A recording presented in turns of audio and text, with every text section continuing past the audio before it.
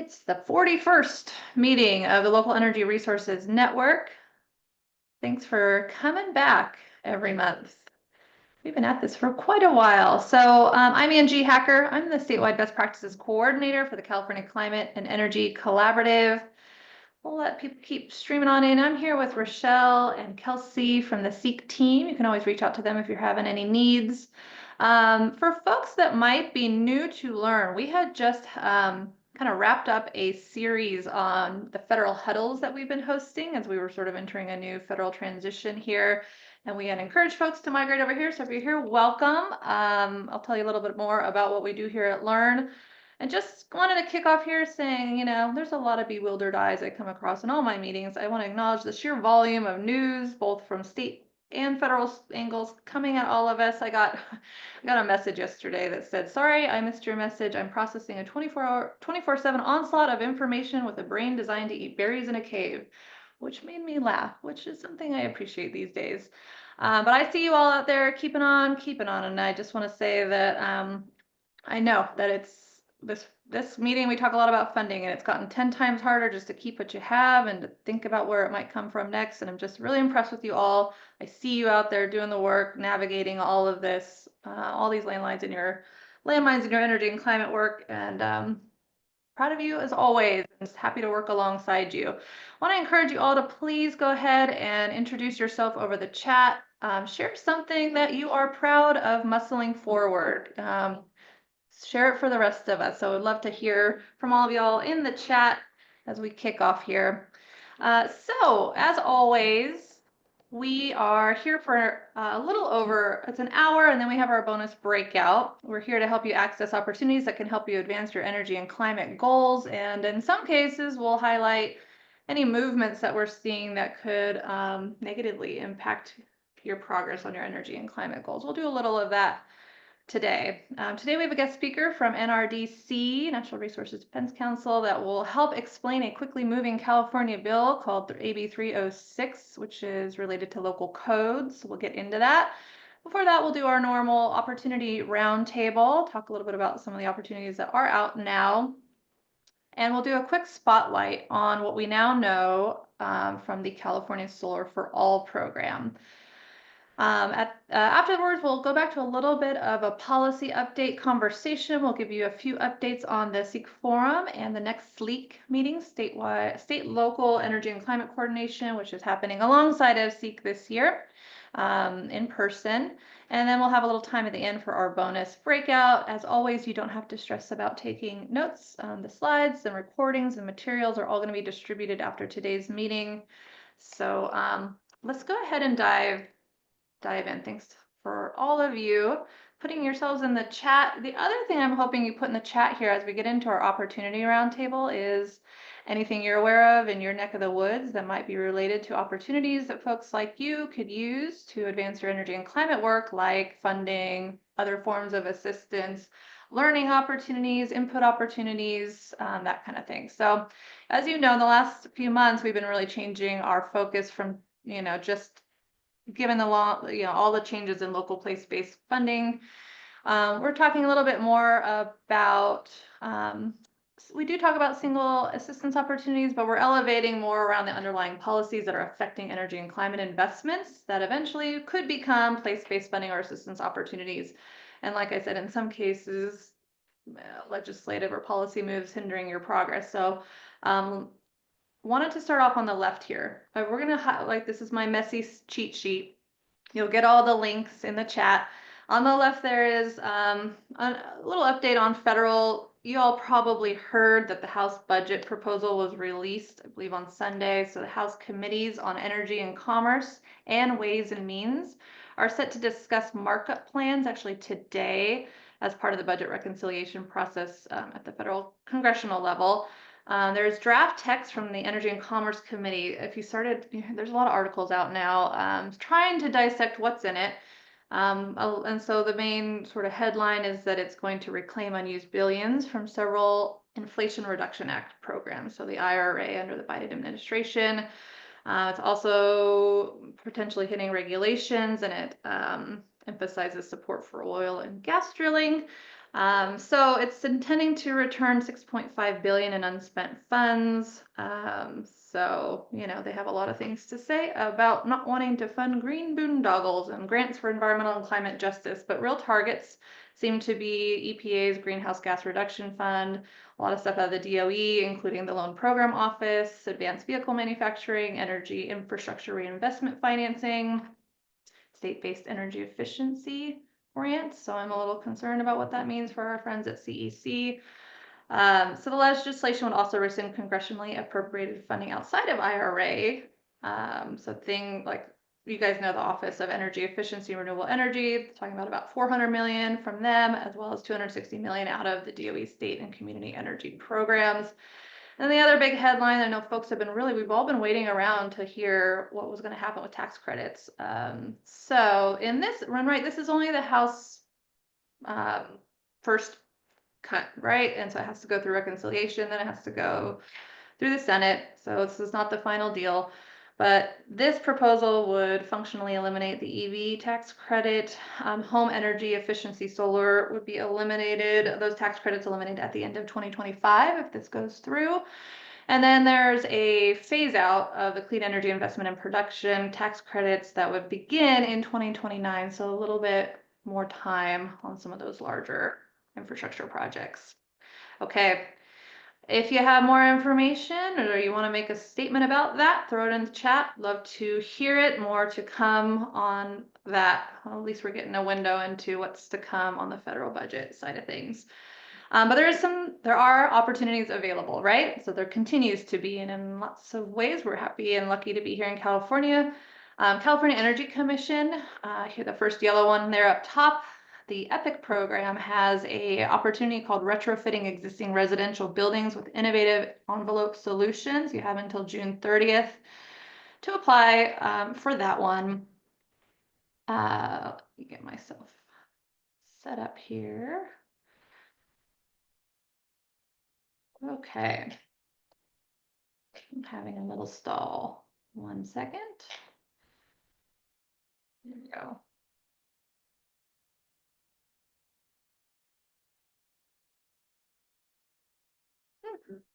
Okay, so this one is to fund applied research and development, technology demonstration and deployment projects that improve the customer proposition for end-use efficiency measures through envelope solutions for the existing residential building sector. It is for local governments, but there are some catches. You have to have been funded from one of the following, like from several California or US federal agencies in the past. But it is open to all public and private entities. The eligible activities fall into 4 groups. One of them is residential opaque envelope retrofits. Another is residential vacuum insulated glass retrofits. The third one is residential envelope retrofits with advanced building construction techniques. And the fourth is residential window retrofits with existing frames. The grant period here would run through September 30th, 2030. So this one is, right, EPIC is always about R&D, and this is sort of technology development. But for those of you working in the residential space, maybe there's an opportunity here for you. Another one from the California Energy Commission I have highlighted here is called Charging Interoperability and Collaboration Yard. So that would be due June 4th. And so this one has $4 million available for electric vehicle charging equipment projects that provide a neutral open space for industry collaboration, knowledge sharing, interoperability, testing, and conformance testing. So if you are a business, individual, nonprofit, or other legal entity, public agency, or tribal government, you would be eligible for this one. Like I said, there's up to $4 million. You're eligible for up to 50% of the total project costs, or $4 million, whichever is less. Okay, so that's the couple that I wanted to share from CEC. And then I know a lot of you cross over into adaptation. I'm not going to talk too much about this one. This one is SB1, Sea Level Rise Adaptation Planning Grant. It is available with TA assistance if you need it. So there's a link there to apply for technical assistance. The purpose of this one is to fund coastal communities to develop consistent sea level rise adaptation plans and projects to build resilience to sea level rise along the entire coast of California and San Francisco Bay. There are a couple of tracks. One's adaptation planning, and the other one, track 2, is an implementation project. The grant period is for 2 years, and you have until June 4th to apply. So for those of you that are maybe working not just on the mitigation side, but on adaptation as well. Another I wanted to share that just came out really recently is CEC Round 2, Community Energy Reliability and Resilience Investment. So this is the second round of the CERI program coming out of the California Energy Commission. It is designed to provide competitive grant funding for hardening and grid resilience projects that strengthen and modernize California's power grids against wildfires, extreme weather, and natural disasters. There's going to be a workshop on this one. This one is not always like a shoo-in for those of you on this call, but it could be. It could be something you're able to take advantage of. The workshop is on May 21st. The deadline for the grant is August 29th. I see some folks actually rolling in here from the California Energy Commission. If there's more information you want to share, you could raise your hand and I'll give you a little space and time to do so. And then here's one more from the California Energy Commission. So this one is a rolling opportunity, the Building Initiative for Low Emission Development Build. So the BUILD program, it's been around for a while. There's $200 million that's been available in this program to provide incentives and technical assistance. The idea is to adopt advanced building design and all-electric technologies in new low-income all-electric homes and multifamily buildings. So you would be eligible if you are a private or public owner or developer, properties, nonprofits, and tribal communities as well. And so that one, like I said, is a rolling opportunity. Under other assistance, I still have the link here to our tracker for federal energy and climate funding updates and resources, where I continue to add some information like I did today on the House reconciliation process. But those meetings have changed to as needed, which just means we're not going to do them on a regular schedule, but when we need to, we can pull back together. And I really appreciate those of you who had signed up for that series and we're in community together while we really needed it. Lastly, these blue items I'm going to get to more towards, I have a spotlight and some more information towards the end. So the CPUC and CEC have more information out on the Solar for All program. We'll talk about that next. And then we'll talk about some things that are happening adjacent to the SEEC Forum this year, which is July 9th and 10th in San Jose. And so I want to tell you a little bit more about the San Francisco Bay Area Catalyst convening that we are working with state agencies, Strategic Growth Council and LCI, to put on. Basically, we're calling it day 0 of the forum, so that's July 8th, and it will be at the same venue. And then the morning before the forum begins, like this is the 3rd year in a row we've done it, we'll have our SLEEK meeting, State and Local Energy and Climate Coordination, and that will be the morning July 9th, 9 to 11, and that one specifically is for local governments and across the state. So if you're coming to the SEEK Forum, we would love state and local government folks to register for that morning, and I'll tell you a little bit more about what we're planning to do at that time. Okay, please. Okay. I got a presentation recently. I started digging a little bit more into what's happening with the California Solar for All program. So you might remember this has been in progress for quite a while. California actually initially applied for $400 million and ended up getting $250 million out of the federal government. This is connected to the EPA's greenhouse gas reduction funds. That's one of the ones I just mentioned. That's mentioned in the House budget proposal for cuts. So I don't know what will happen here, but we do have an executed agreement here. The application has been awarded. Hopefully we're safe here. But here's what the state has planned to do with it. And this is now out live, and there's a website you can learn more information. So it's being basically led now mainly by the CPUC, and it's split between 2 other agencies as well. So California Energy Commission is participating as well as EDD. So EDD's got a small chunk. It's for workforce development. CPUC's got the largest chunk. That's going to go to IOUs and tribes. $190 million is intended to go towards community solar programs. We're backfilling what they're already working on. That, how that will work, the details of that is supposed to be determined via the proceeding for community solar through the PUC. So that's the engagement opportunity that I'm aware of. Kind of looking at you, LGSCC folks, if you are interested in participating in that community solar proceeding. I know a lot of you are really interested in community solar, want to see that, want to see more support at the state level for it. So doing that through the PUC proceeding would be the best bet. There's also 9.7 million for the SOMA, so Solar on Multifamily Affordable Housing Program. CEC is getting $30 million. It's targeting specifically POUs and tribes. What that really means is that they are going to be doing community, they have $25 million that's going to go out into an actual funding opportunity for community solar, multifamily, and single family rooftop solar and storage. But it's specific only to POU territory. So if you're looking on the right of that map, the gray stuff, gray areas on the map, which are publicly owned utilities, definitely not a majority of the state. So that's the only place that I can see right now that there's opportunity for low income or tribal and multifamily or single family rooftop solar storage. So there was not really a lot of engagement, I think, on this, but from here on out, it looks like there will be some opportunities to engage with the CEC through regional workshops and public comments on how they deploy their piece of the $30 million. The solicitation for that program is expected, that actually should say December 2025, so by the end of the year. Okay, so that's the spotlight I had on that program, and we can drop the link here as well so that you can get a little more information on Solar for All and how you might engage.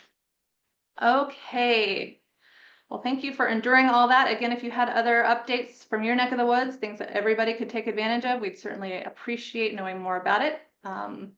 And with that, we're going to move on to the real meat of the conversation. So last time we met in April, we started talking a little bit more about some of the bills that were out. And one of the ones that you all told us was of #1 importance was AB 306. And so that's why we brought in a speaker for you all today, that we can dive in a little bit more about the effect of AB 306 if it passes, which is quickly moving, and it has a lot to do with locally adopted REACH codes, which I know a lot of you are working on. So I'm really pleased to introduce Merrian Borgeson. She is the Policy Director for California for Climate and Energy with the Natural Resource Defense Council. And Merrian, we're just really happy you're here. Thanks so much. I'll leave it over to you. Great, thank you. And I also noticed that Andy Schrader's on this call, who is working on this issue as well from local government. Andy and I both had the privilege of testifying against this bill at the first committee in housing on the assembly side. So Andy, I'm hoping you can chime in as well with the local government perspective and all of your work. I'm here to sing harmony. Yep, beautiful. Yeah, I mean, the interesting thing about this bill is when it was announced, and even in the press event around this bill, it was really focused on rebuilding from wildfire and really quickly rebuilding. But the approach that this bill takes is to essentially starting in 2026, so basically starting when the next code goes into place in January, which is when the 2025 goes into place, we will do nothing on code in the state for residential buildings for the next six plus years. And in terms of specifically what the bill does, there's sections on the state building code, and this is all parts of the code, right? This isn't just the energy code, but of course it affects the energy code, and that's what we're most interested in. I know many people on this call are probably most interested in, but it affects all parts of the code at the state level, and then it puts really pretty extreme restrictions on what local governments can do to update their code. So I'm just going to quickly go through the bill itself and what it does. So on the local government side, I know a lot of local governments will take the state building code and they'll often do REACH code. They'll take voluntary sections of Cal Green, adopt them. They may do a bunch of other stuff that's really locally motivated, tailored to your local needs. Maybe sometimes it's dealing with natural disaster, sometimes it's around energy efficiency. I know there's a number of local governments who have been looking at opportunities for encouraging heat pump adoption in existing buildings, which the current state building code did not go far enough to encourage. So there's a whole bunch of things that local governments may want to do. What this says is that starting in June of 2025, so this June, if this bill passes, through June 2031, that a city or county cannot make changes to the building code if it impacts residential buildings. So the way it's written right now, it's new buildings, it's existing buildings, anything that's residential. Cannot make changes, except with a few exceptions. One is if the Building Standards Commission, so not the local government, the Building Standards Commission deems it an emergency standard to protect health and safety. So that's a pretty big hurdle. They also offer exceptions for modifications related to wildfire hardening and sort of, fire district related changes, because this is, ostensibly to help, rebuilds and sensitive to, sort of all the fire threats that we have in the state. So that's what it does at the local level. It's very comprehensive, I would say, in terms of anything related to building code changes that local governments want to do. The other thing it does is at the state level, that there will be no new code for residential buildings at the state level, again, starting in 2025, so this year, going through 2031. Though the way it's written is that if it's already been approved, it can go into place. So I've checked this with a number of people, including the CEC. We will see the 2025 code go into place in January. But local governments cannot amend that. They cannot make an additional action to then amend those codes. And there's a few exceptions in that part of the code as well, around it being emergency health and safety, but a pretty high bar, as well as if you look at the sections themselves, there's some bills that have been passed recently that some legislators complained about, like, well, my thing isn't going to get through. So there's some little amends to deal with that. But really very few exceptions. The language at the state level also says they can't even consider code until 2031, which in our read would mean that the state would then have to start considering code, i.e. doing the code making process, reviewing different changes and stuff in 2031. So I don't think you'd have a new state code until 3 years later, which is usually a 3-year code making process. So that's at a high level what the bill does. Again, this is AB 306 Schultz. You can check out the language directly. In terms of why this is a problem, I think many people on this call can probably imagine that. But I will say for local governments, it's severely restrictive. And I'd really love to hear anyone on this call who's thinking about doing something specific that this will be blocked by. That will be really good for everyone to understand the types of things that this bill would stop. The other thing it does is it doesn't allow any even of the national changes that are made to building codes, some of which reduce costs, make things more efficient. There's lots of positive things that code does. There's new products, new processes that need to be updated and integrated into code. That wouldn't happen. We've been really interested in some updates to the National Electric Code that will make it easier to, basically increase the electric loads at a house without having to upgrade your panel because of the way those calculations are done. That would be not allowed. And so there's some really fundamental problems with this bill. I would also argue that it will help no one in a rebuild area rebuild their homes. It really does very little there. And I think one of the challenges that we're seeing, and I think a lot of local governments maybe have experienced as well, is this sort of fervor around reducing regulation and complications and needing to build quicker. That's sort of the veneer of this bill, when it actually doesn't solve the problems that are leading to high housing costs and slow builds in the state. There's a lot of other problems that probably do need to be fixed, but this is not an approach that we would say actually fixes that problem. So I think I may actually stop there and see if Andy actually has stuff to add from the local government perspective, since you're on the call. Yeah, sure. Thank you. And Merriam's been doing so much work on this, so very appreciative of all the leadership and all the meetings she's taken. The thing that I'm most focused on with this bill is, of course, with the Berkeley legal case, so many cities across the state are redoing their reach codes and going back to the drawing board with that, and this bill will stop you from doing that. So it will make sure that methane, natural gas is stuck in the system for at least 10 more years, which is highly problematic. Um, the Republican Assembly member who represented one of the Orange County beach cities, totally blanking which one, but she testified that, for instance, one thing that would have been impacted in her city, I think it was Newport Beach. They have a solar requirement for new housing, and they had required a certain type of cover for the electrical power outlet, and it was corroding because of seawater, saltwater.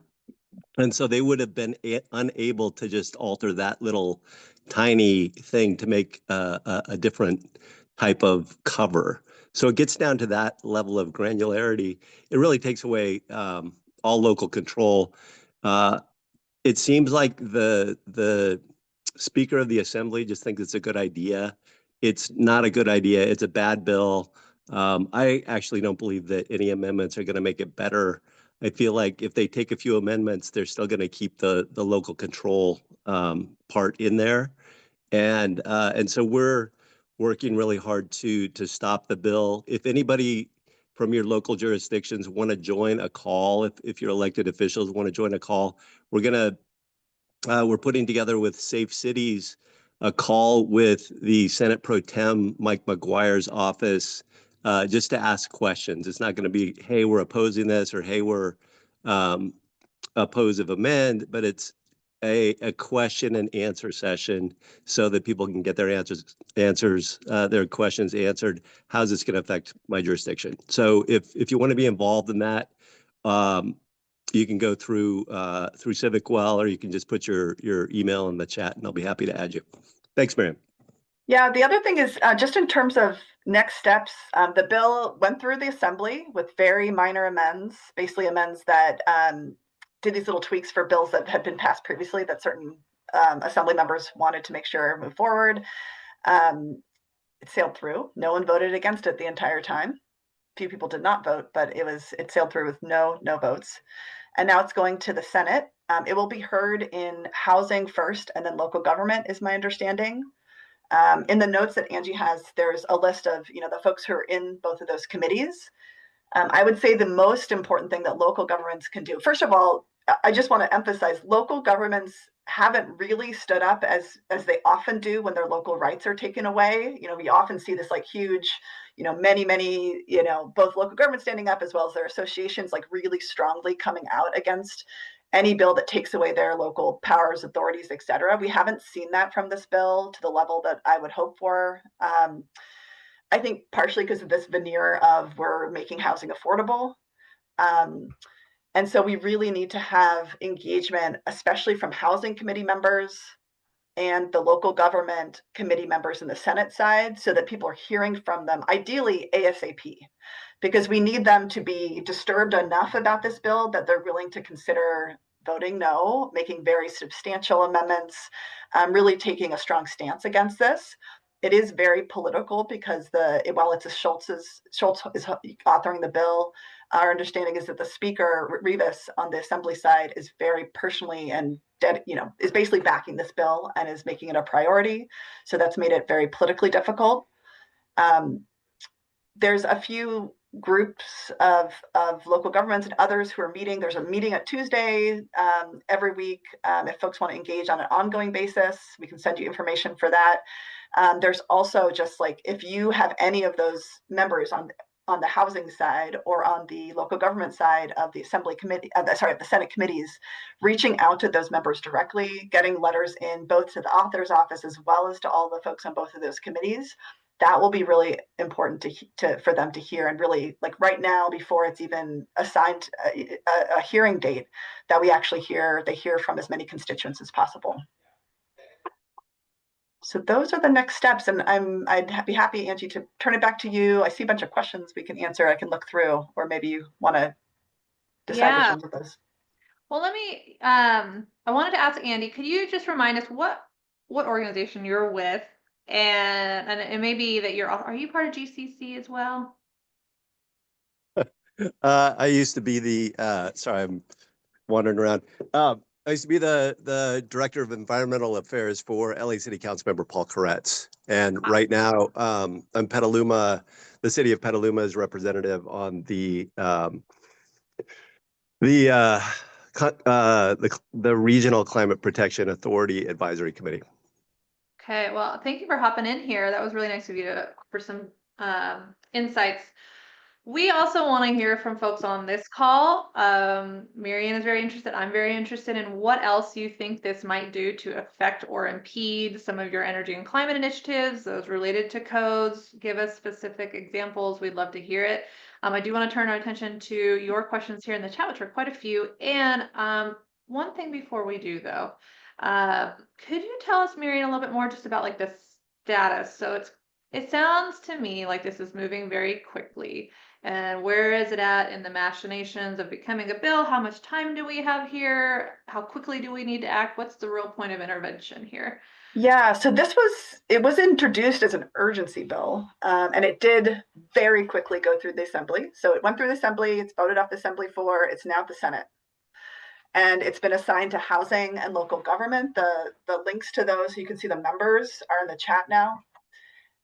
You know, we don't know the dates for when they'll be set, but like now is the time, I would say, to reach out both with letters to the authors of the bill and to the members of those Senate committees so that they're hearing from folks. It's hard to predict exactly when this will be heard, but probably sometime in June. So that's where it's at.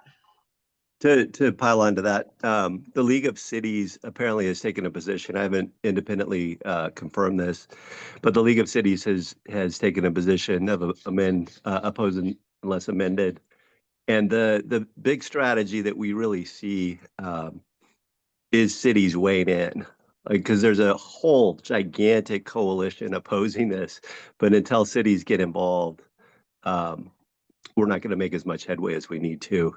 And I think the Senate Pro Tem is going to care about cities, and the Speaker of the Assembly will care about cities. He really rushed this through. If you're going to do a bill that is going to affect all the cities in the state, you probably want to start out by engaging with them and asking what they think. But he just shoved this right through the Assembly, and he was frankly a little upset that we have brought so much attention to it. So what we're hearing is it's not an urgency bill for the Senate. They've slowed it down a bit. So hopefully we can really get everybody to chime in. But it's really important to pay attention to this. You know, as we're losing so much climate action from the federal level, local level is what we have left, and we really need to protect that with, like, you know, both fists and a couple of knees. Yeah, and if you want, Angie, I could go through the questions. Should I just go through the chat? That first one was Corey's.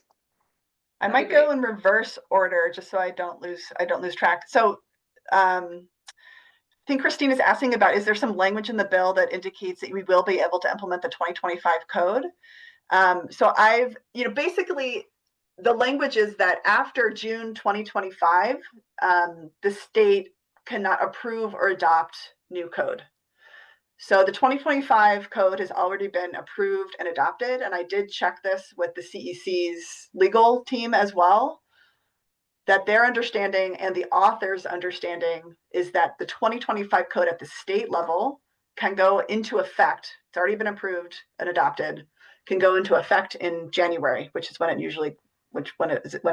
it always goes into effect, January 2026. That does not mean that local governments can amend it, change it, do reach codes, etc.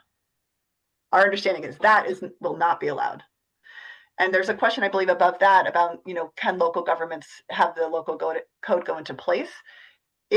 I know that many local governments approve their code and maybe adjust it. If local governments do not do that, it goes into place automatically.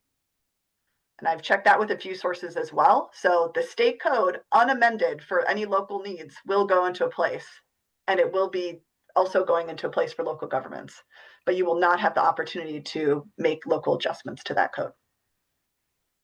There is one provision in the bill that says if you can update the code to do something substantially similar, I think is the word, or something along those lines, to something that you had in place before this year.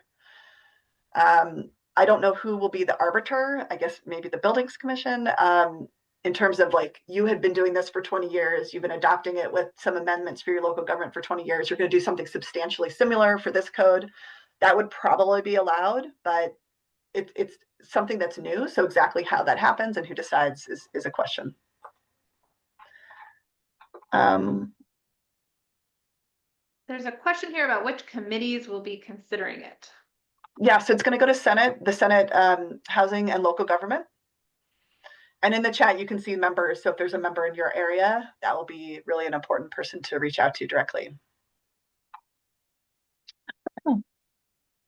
One before that was, has CCEC weighed in? I do not know. Andy, do you know? I don't know.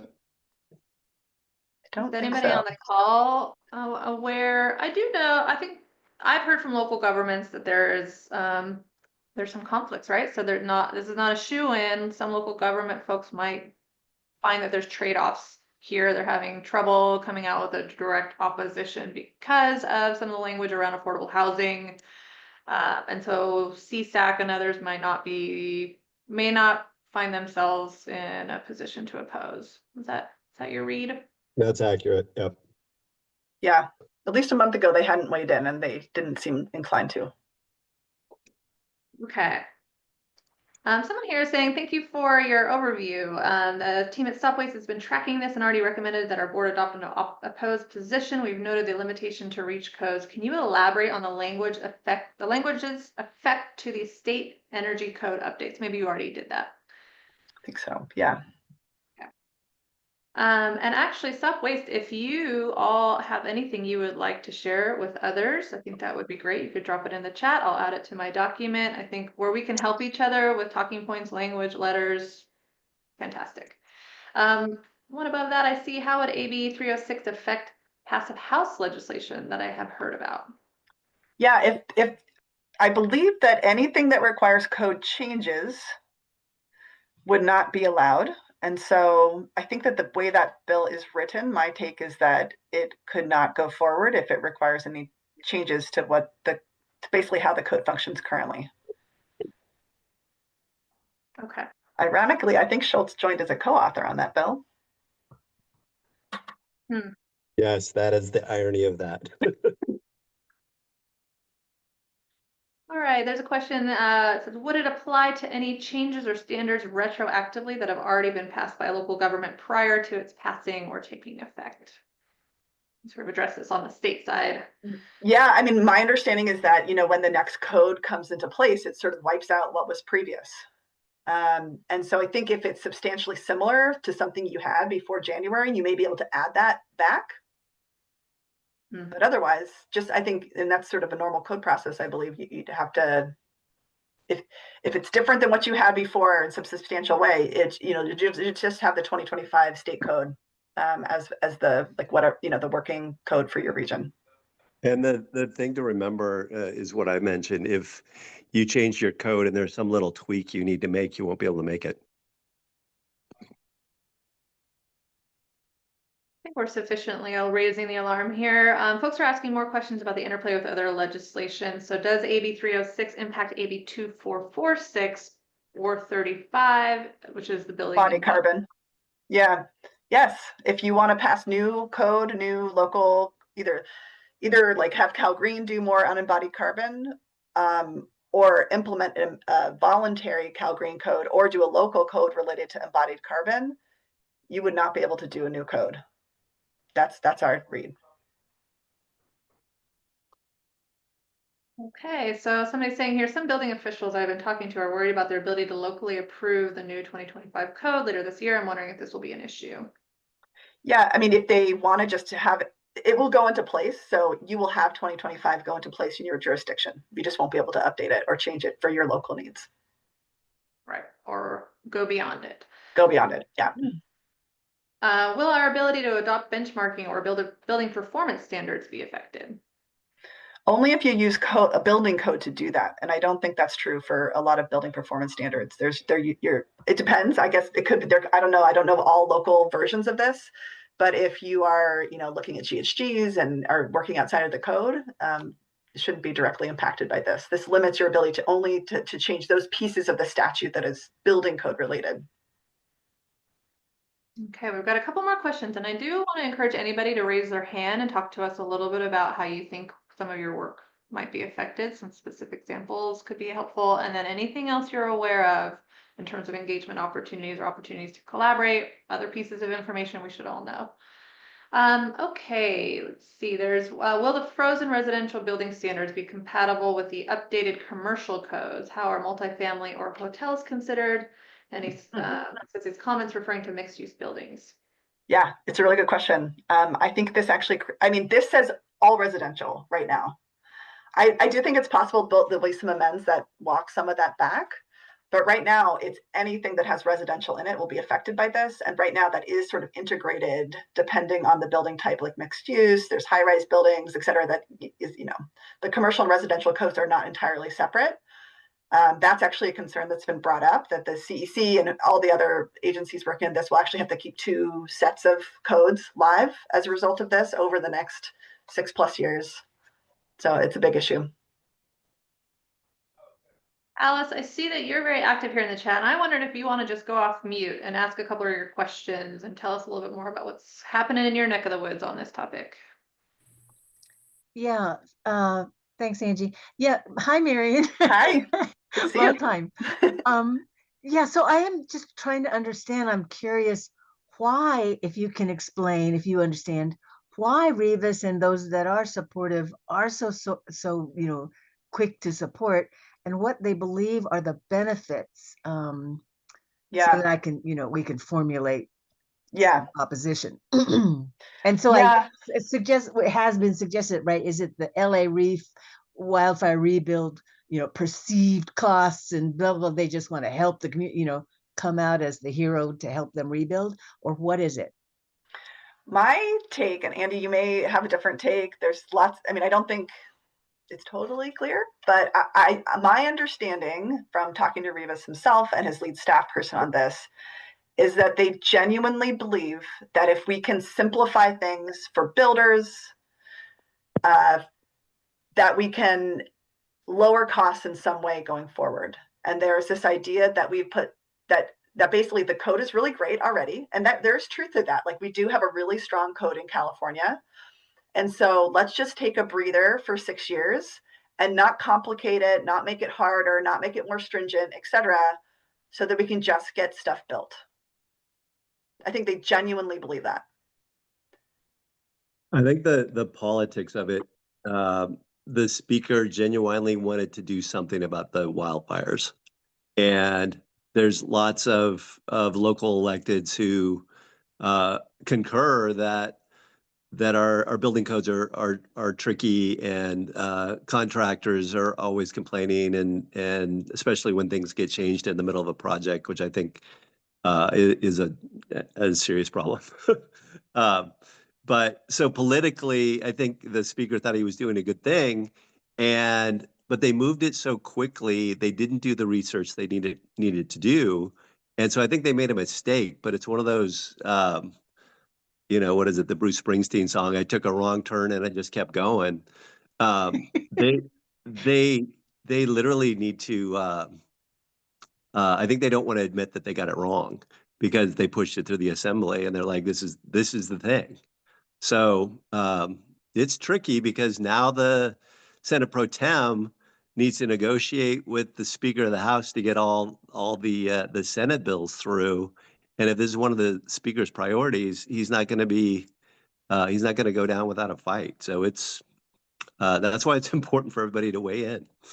Yeah. I agree. It is really sticky, but strategically, if we think for a moment that is the underlying good intention, that we can somehow come around, maybe combination of local governments talking about the impacts and community I'm thinking, green building and, climate community can come together to propose, first off, that they understand that intent, that good intent, and that we're with him, but that we can propose actually even more economical, right, and effective manners for the rebuild that will really help people.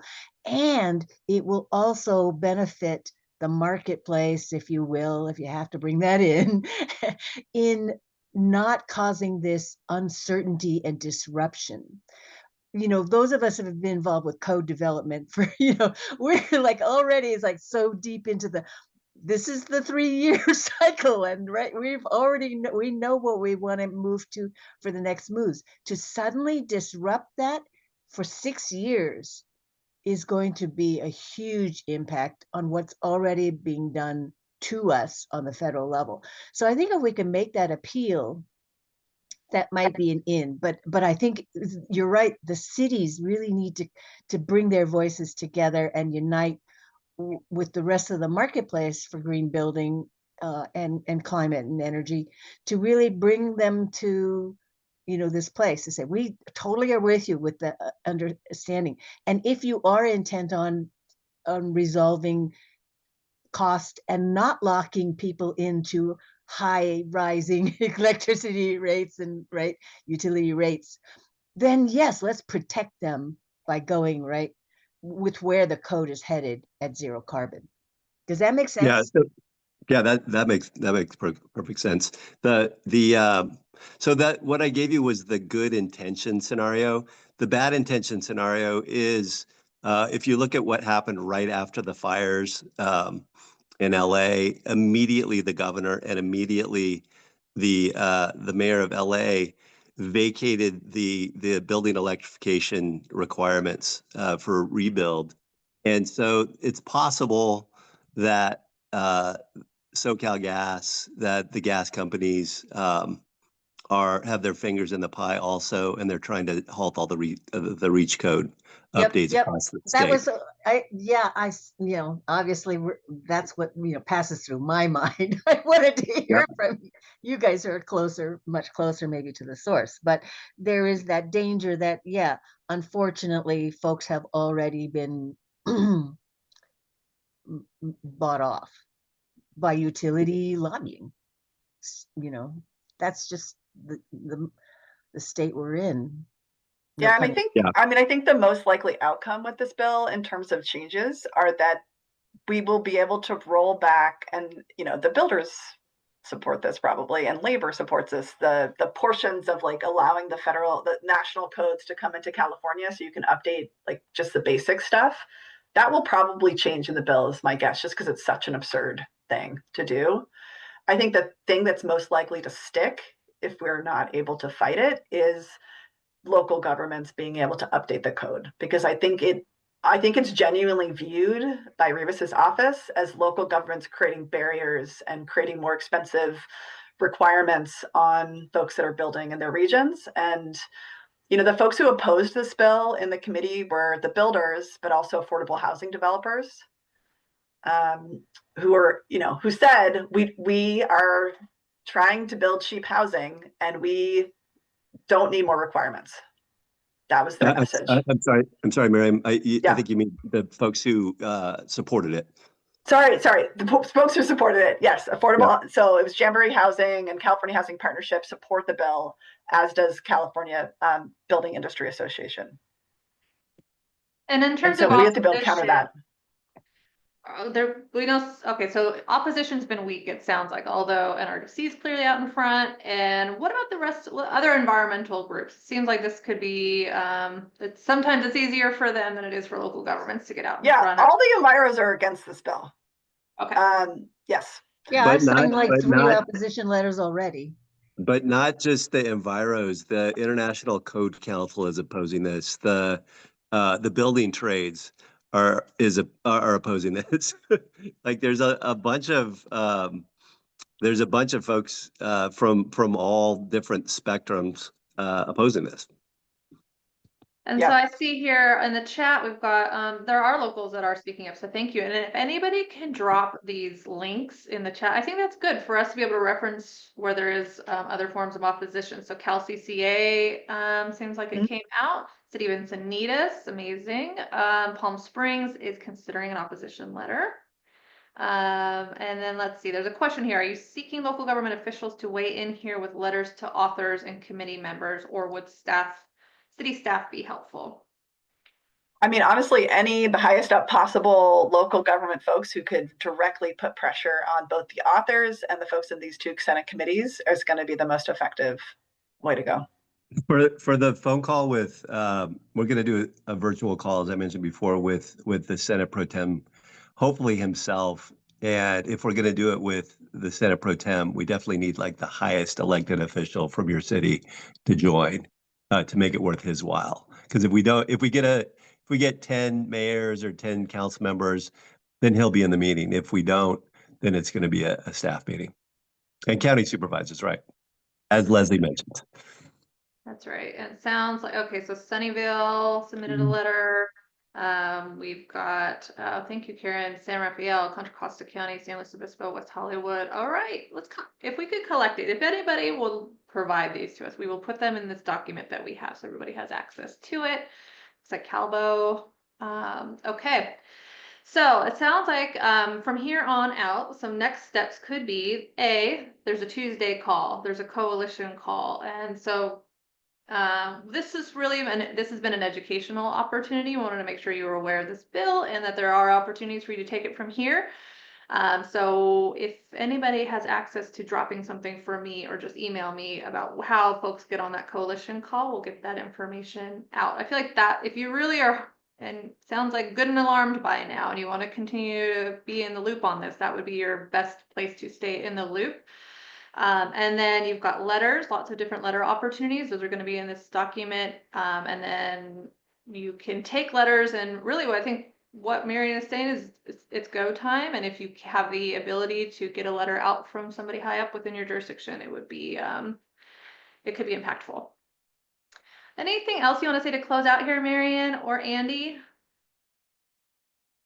I don't think so, but happy to, I put my email in the chat. If folks want to be added to that Tuesday call, let me know. And then you could also just join the listserv for that call directly with the link that I just provided. And I'll put my my info in the chat too, if folks would like to join the call that I've been talking about. That'd be super helpful. And thanks everybody for paying attention. Thank you. The most important thing with this one is just daylight, and the more daylight, the better. So thanks so much. Thanks for the time, Thanks. Angie. Yeah, thanks both of you, Andy and Merrian. Everybody give them some emojis or something for their time spent here. You guys are welcome back anytime. There is no shortage of policy issues that we all have to be paying attention to right now, which is why I'm going to put this link back in the chat, which is this little policy update document, which is really intended to be crowdsourced. So if there's policies out there that you're tracking or wish to track, we're just going to kind of crowdsource this information here, a little bit of basic information, which includes opportunities to engage on any of these policy matters. So if there are things like letters of support you're aware of, this is just compiling what's out there. And then it's really up to you all if you all want to take something and run with it. The one thing I wanted to mention here on this policy update that is brand new is that a lot of you have been sharing in various circles that maybe on a related topic, AB 332 is on the last page here, page 7, and it is the Investor-Owned Utilities Accountability Act. And there are folks right now looking for sign-on support for that bill, which would implement reforms to increase utility accountability. So more information there. Is there anybody else who has anything they want to share or chime in on with respect to other policy updates that we should all be tracking? You can raise your hand here. And while you're thinking, you can actually you could redline right in this document as well. You're very welcome to do that. Give me some kind of an emoji if it's useful to have these conversations as part of the LERN conversation. Like, would you like more policy conversations as part of LERN? This one wasn't as directly related to funding, but pretty critical. Hi, Andy, go ahead. Yeah, sorry to take up more time, but there's a bill that Senator Stern just introduced a couple weeks ago called SB 500, which is which aims to create a performance-based rate-making system for IOU utilities, for investor-owned utilities in the state. It's a very innovative way to look at it. It's been developed by the Rocky Mountain Institute. They're working on it in Hawaii. It's really the entire goal is to reduce the high utility rates across the state, which are a huge problem, but also to make sure that the utilities are going to meet our climate goals as they move along. And that's really the trick and the theme, I would say, that I'm coming across is local governments are having a hard time moving quickly. And there's a lot of stuff happening where we think there would be better solutions out there. We might agree with the intent, but we don't agree with how it's being executed. And so the more we can suggest more proactive, palatable solutions, the better. Thank you, Andy, for that. Okay, thank you. Some other folks are dropping items in the chat. I think we're gonna keep on this conversation. In fact, going to the next slide, you know, in that document that I've shared, one of the things we've been wanting to talk about is the greenhouse gas reauthorization, which is going to happen here in 2025. And I'm identifying some speakers for that, hoping that that will be our June conversation. It's another really important one. Greenhouse gas reduction fund here in California is what funds $4 billion in cap and trade auction revenue for California climate investments, which is one of the things you all have access to that's recurring and reliable. We really don't want to see it go away. Okay, so more to come on that. This is one, since we have just a couple of minutes left, and just want to say again, thank you, Merrian and Andy, and thanks for all the engagement there in the chat. You all know the CEEC Forum is coming. Gosh, we are looking forward to being in person with all of you. The program is now out. Kelsey, do you want to say a couple words about what's new with the CEEC Forum and what folks can look forward to? Sure. Yeah, we're really excited. You all should check out the forum program that we just launched today. I know probably many of you are already registered. If you haven't, I recommend you do so. And yeah, we're really excited. We got 20 breakout sessions on all kinds of different topics. It's really too varied to get into here, so you should definitely check out the program and see what you most are interested in. Well, we got a ton of session proposals and we have a really great program lined up. We welcome you to take a look at it and register. We've got actually, we're beating last year, I think, in terms of registration. So don't miss out. We will have a lot of great people and conversations. And I wanted to let you know that there's a couple of things happening adjacent, like I mentioned early on. So at the same venue on the day before the forum begins, we're having a San Francisco Bay Area Catalyst convening. This is a regional convening for folks, stakeholders in the region, so the Bay Area region. We're doing this alongside Land Use and Climate Innovation, the Governor's Office, and the California Strategic Growth Council. So we're supporting them, and we are hoping that stakeholders from around the region can come. It's really an opportunity for us to elevate and catalyze energy, land use, and climate progress. We take all that information at CEEC and build out reports that we can help elevate all of that up into decision makers at the state level, so that the things that you're saying are obstacles, barriers, challenges, and good ideas and solutions can make their way up into the ether here at a policy level. Come to that if you're in the Bay Area. Also, if you're a local government representative, please join us on July 9th. An email has gone out. A link will be here. You can register separately for the SLEEK meeting, which happens sort of pre-forum, so 9 to 11 a.m. at the same venue. This will be our third year in a row, bringing state agencies together with local government representatives, and we're working on our agenda right now, but we know that there's going to be a focus on sort of the interplay between wildfire affordability and energy impacts.